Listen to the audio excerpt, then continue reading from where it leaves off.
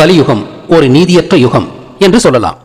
ஆம், உலகெங்கும் இந்தியா உட்பட நீதியற்ற யுகமாகத்தான் கலியுகம் கழிந்தது. ஏன்? உலகெங்கும் இந்தியா உட்பட நீதித்துறை யூதர்களின் கட்டுப்பாட்டிலேயே இயங்குகிறது. யூதர்கள் தாங்கள் மட்டும் கடவுளின் பிள்ளைகள் என்ற ஆழமான நம்பிக்கை கொண்டுள்ளனர்.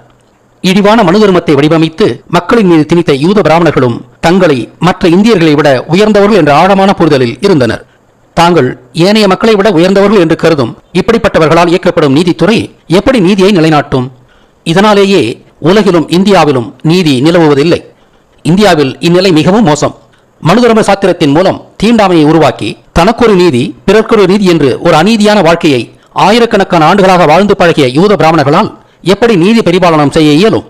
இந்தியாவில் சரியான நேர்மையான அரசமைப்பு சட்டம் உருவாகி இருந்தால் அநீதியான வாழ்க்கை முறைக்கு பன்னெடுங்காலமாக பழகிய பிராமணர்கள் தங்களின் பழக்க தோஷத்தால் அநீதியாக செயல்படும் வாய்ப்புள்ளதால் நீதிபதிகள் போன்ற முக்கிய பதவிகளை இவர்கள் வகிக்க இயலாது என்று தானே ஒதுக்கி வைக்கப்பட்டிருக்க வேண்டும்.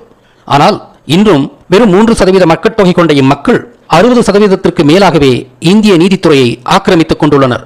இந்தியாவில் நீதி செத்தது என்பது இதனால்தான்.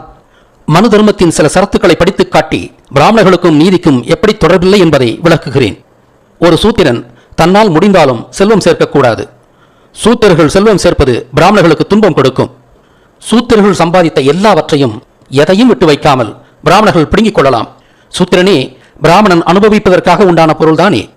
ஒரு சூத்திரன் நீதி நியாயத்தை மரியாதை குறைவாக பிராமணனுக்கு எடுத்துரைத்தால் அரசன் அந்த சூத்திரன் வாயிலும் காதிலும் கொதிக்க வைத்த எண்ணெயை ஊற்ற வேண்டும்.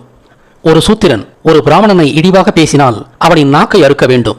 ஒரு சூத்திரன் ஒரு பிராமணனை சாதியின் பெயரால் திட்டினால் சிவக்க சூடாக்கிய 10 விரல்கள் நீளமான இரும்பு கம்பியை அவன் வாயில் நுழைக்க வேண்டும்.